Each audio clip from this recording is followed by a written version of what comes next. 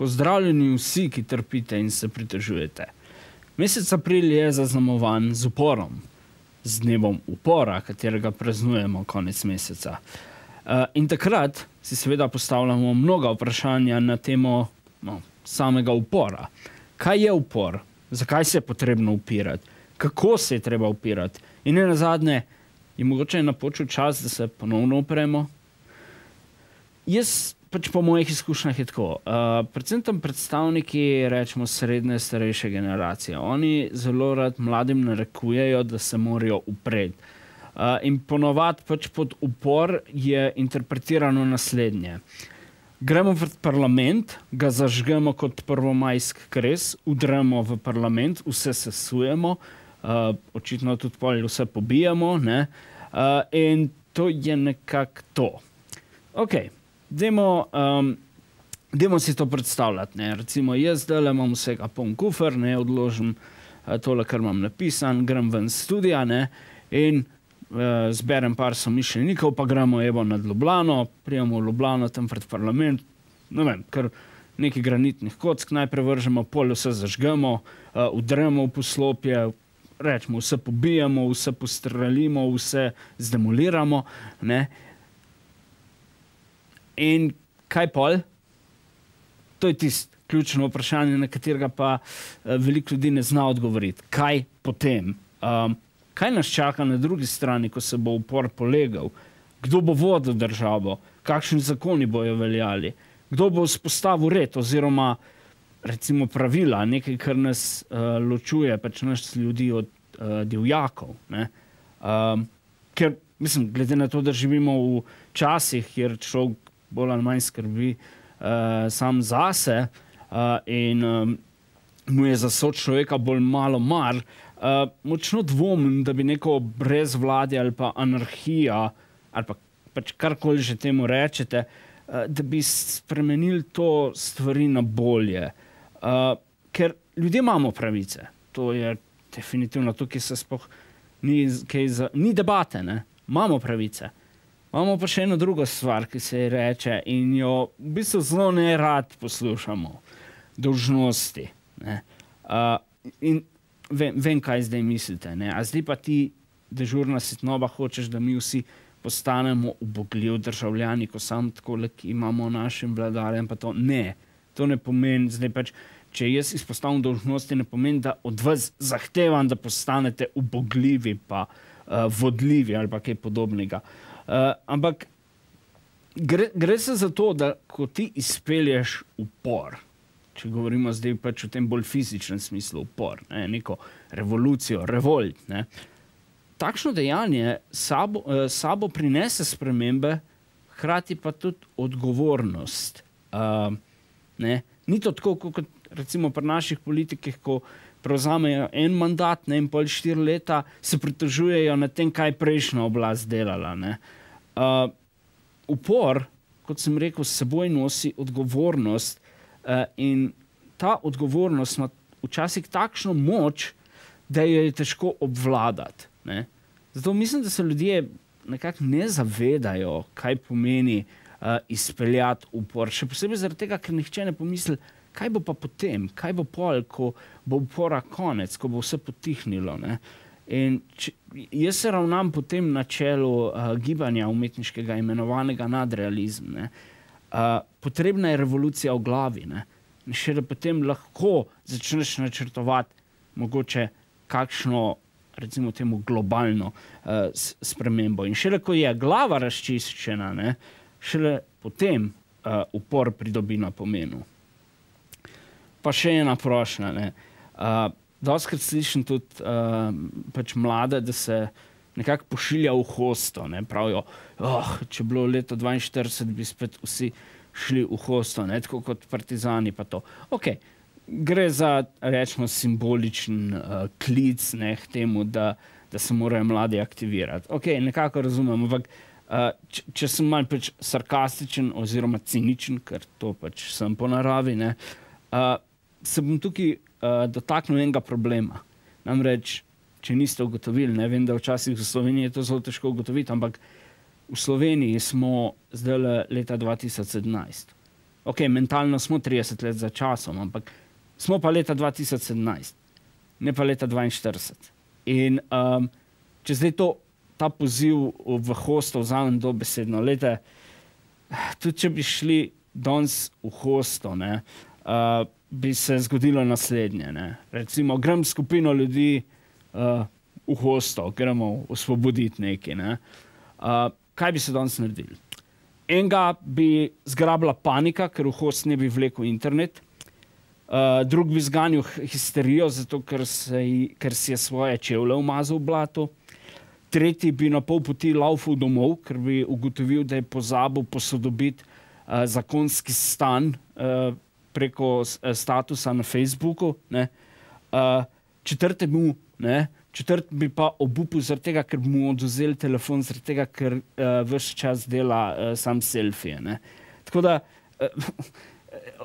pravite, pete nazaj v hostel, ja, ampak leta 42 so bili drugačni časi, danes so pa bistveno bolj čudni in tudi morate razumeti, da se je mentalna zmogljivost ljudi tudi nekako spremenila. Danes je vse težje nekako razmišljati, vse težje je biti preudaren, danes je treba vse na hitro dobiti, danes je treba vse po liniji najmanjšega odpora dobiti. Ne. In seveda vse nam mora ratati čez noč. Ne. Tako da, ne vem, to pošiljanje v hostel, ne vem, koliko dejansko bi čemu koristilo. Ne. Še posebej zato, ker živimo v Sloveniji, ker ljudje drug do drugega gojijo do smrtne zamere zaradi malenkosti. V mesecu aprilu pa je bila v prostorih Mladinskega centra Trbovlje organizirana okrogla miza na temo zaskrbljujočega stanja revščine v Trbovljah oziroma kar po celem Zasavju. Ne. In marsikdo se bo na tem mestu vprašal dejansko nekaj čisto pravičenega. Kaj točno pa imam jaz od teh okroglih miz, kaj tam pelje par folka, nekaj govori in kaj, to je to. Mi smo nahranili zdaj s tem lačne družine, pa pomagali revnim, da se prebijejo čez mesec. Ne. Čist bi rekel upravičeno vprašanje, ne, ker ne bom lagal, jaz sem se dostikrat znašel v tem konfliktu. Ne. Sem šel recimo na kako okroglo mizo, pa sem se obračal, kaj točno pa jaz pripomorem k tem, če sem na tej okrogli mizi in kaj točno oni, ki so gor, ne, pač udeleženci okrogle mize, kaj točno oni dosežejo s tem. Ne. In jaz bi tako rekel, ne, jaz sem tekom let začel okrogle mize mogoče razumevati na malo bolj širok način.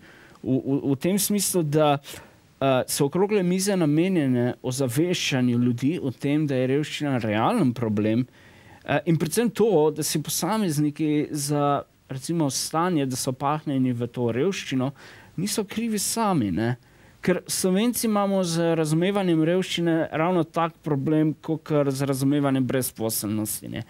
Oboji so si za svoje stanje krivi sami. In spet imamo veliko opravka s tistim procesom, ki sem ga že parkrat omenil, vlivanje krivde.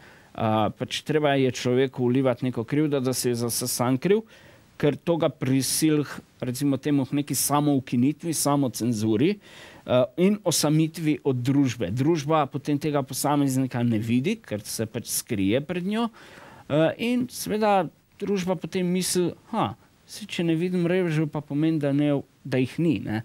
In to je dostikrat argument, ko se sproži kakšna debata o revščini. Ne. Ja, pa se jaz vidim polno nakupovalne centre, se jaz vidim polno ljudi, ki hodijo na more, pa to. Problem je v tem, ne, ko pravite, se jaz ne vidim revežev. V bistvu ravno to je problem. Ne vidite jih. Mislim, kaj vi pričakujete, da bo nekdo, ki je reven, šel recimo v Trbovljah na rondo, pač na krožišče in se tam drl, jaz sem reven, pomagajte mi. Sploh pa tudi, če bi prišli do tega, kaj bomo pa vi naredili? Vi bi mu rekli 5 jarka kopati, pa bo tih. Ne. Ker, kot sem že rekel, Slovenci pač razumemo brezposelnost in seveda tudi revščino na popolnoma enak način. Vsi so si za vse krivi sami. Ne. Sploh pa težko je razumeti revščino. Ne. Jaz recimo ne bom lagal, jaz priznam, da včasih, da ne morem se postaviti v kožo nekoga, ki se prebija iz meseca v mesec, ne, da bi komaj preživel. Ne. Tako, dost revežev, ne, tudi po mojih izkušnjah, če sem imel kakšne kontakte z njimi, ne, so mi rekli, ti tega ne moreš razumeti, ker nisem nikoli tega izkusil. In to je popolnoma res. Ne. Ti ne moreš razumeti, kako je, če se moraš odpovedovati stvarem, ki so tebi, ali pa komorkoli samoumevne. Ne. In predtem me povlečete, se pravi za jezik, ja, tudi jaz se ne morem uživeti v kožo reveža. Ne. Lahko zdaj rečem, vem, kako je, ne, razumem, ampak mislim, da bi s tem dejansko lagal vam in seveda tudi samemu sebi. Ne. In jaz mislim, da ravno te okrogle mize, ne, služijo temu, da mi lažje pristopimo do analiziranja tega pojava revščine, zakaj je do tega prišlo. In predvsem, da uberemo en razumen pristop do obravnavanja te problematike. Se pravi, da ne gremo tja kot neki šerifi in rečemo, ti si vse si sam kriv, ne, ti si revež, klošar, ne, kmetavs, bež zakopli se v jamo od sramu, ne.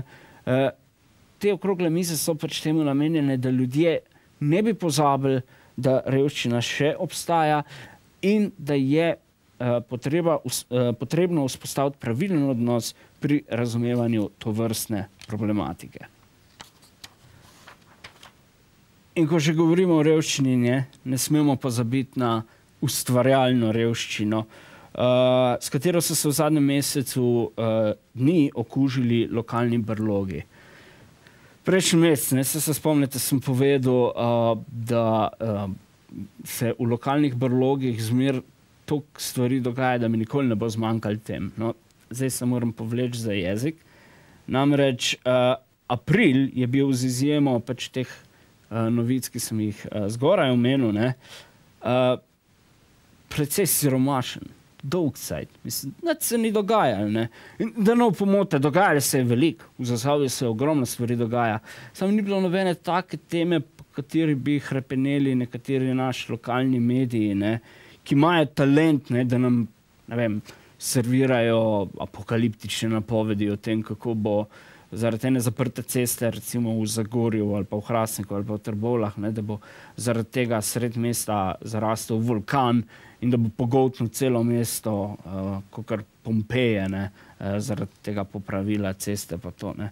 In jaz v bistvu sem tukaj bil malo šokiran na tem. Ne. Tudi naš najbolj zvezdniški novinarji, ne, se vsi vemo, o komu govorimo, tudi te novinarji, ki skrbijo za to, da bi se ohranila visoka stopnja prepirov, zdraharstva, pa seveda gostilniškega upravljanja v Zasavju. Tudi oni niso nič pametnega skrb spravili. Dejansko bilo jih je za umret dolgočasno poslušati, ker dejansko prav videli se je, da nimajo ideje, da sploh ne vejo, o čem bi pisali. Ok, saj to večino časa daje tak občutek, da ne vejo, o čem pišejo, ampak zdaj je bilo že res malo preveč očitno. Ne. Včasih so se saj malo potrudili, ampak se jih ne krivim. Pač mesec april je bil res dolgočasen. Ampak resno, dragi moji novinarji, no, a niste mogli v tem mesecu, mislim, iz vsake stvari znate eno politično afero ven spraviti, ne, niste mogli objaviti, ne vem, kakšne anonimke gor, ko ste jo našli med brskanjem po mestni deponiji, da bi malo bilo bolj zabavno ali na internetu, ali pač v časopisih, ali pa na televiziji, ali pa kaj. Mislim, malo heca, no, mislim, to je dolg cajt, kaj, jaz tukaj vse je, ne da je vse v redu, ampak dejansko nič se ni naredil, dolg cajt, ne. In ko ti zmanjka idej, ne, začneš loviti kaj? Muhe, katere v sili še hudič žre, ne. In kot vsi vemo, muhe se zelo rade lepijo oziroma nabirajo na, prostite izrazu, dreku, ne. In tudi drek je predstavljal temo ene od bolj odmevnih novic ta mesec. Namreč, ok, moram se zbrati, ko bom tole povedal, ja. Potrebno je sprejeti zakon, ki bi narekoval obvezno pobiranje iztrebkov policijskih konj. To je bila par dni nazaj glavna novica. Ljudje so se razburjali, kakor da je prišel do nove jedrske nesreče v Černobilu, ker konji po domač povedano sirjajo po cest. Ker, mislim, a razumete, koliko nam je bilo dolg čas? Drek je bil osrednja tema lokalnih medijev, sicer samo za par dni, ampak vseeno, osrednja tema. Ker, vse je razumljivo, glede na to, da nam lokalni mediji, nekateri, da ne bom zdaj vse posploševal, nekateri lokalni mediji nam zelo rad servirajo novice, ki zaudarjajo tako kot drek, do nebeških vrat. Ampak mogoče je smiseln, da nam enkrat pač servirajo novico, ki dobesedno govori o tem, kako drek zaudarja. Ker to je bila tudi dejansko tisti sklep, sklep same novice na koncu je bil to, da drek smrdi. Mislim, to je bil pač sklep našega, rečemo, 48-urnega kurčenja po spletnih omrežjih. Za nekaj časa so bili res te bogi policijski konji res totalno šikanirani zaradi tega, ker pač izločajo, oziroma da nihče ne pobiral kakcev za njimi. In saj je to je problem, ampak na kakšen način so to novico napihli, sem imel res občutek, da se je, kot sem že omenil, zgodil nov Černobil. Ravno tako so pompozno vse to napisali. Ampak kljub temu ni bil ta prav žmoht, tisti, ki ga jaz pričakujem, ni bilo ta pravega šoka, ni bilo ta pravega razburjenja in podobno. Tako da, ja, pač drek smrdi, to je očitno sklep, ki sem ga potegnil tam mesec čez. Jaz polagam vsem na srce, dajte se malo potruditi, dajte malo bolj zanimiv družabno dogajanje narediti, ker mislim, jaz ne bom na internetu bral o konjskih iztrebkih, pa ne vem, o tem. Mislim, še anonimk ne objavljate več. Mislim, zakaj? Prosim, dajte malo. Dajte študirati na bralce. Mi se hočemo zabavati. Nas resnica ne zanima. Resnica je dolgcajt, ker pa to zanima. Tako da, ja, upam, da bom naslednji mesec imel več materijala za pritoževanje. Do takrat pa, vam želim spodobno praznovanje 1. maja, privoščite si obisk kakega kresovanja. Mene verjetno ne boste videli, ker jaz se moram doma pritoževati, da ni kresov v Zasavju.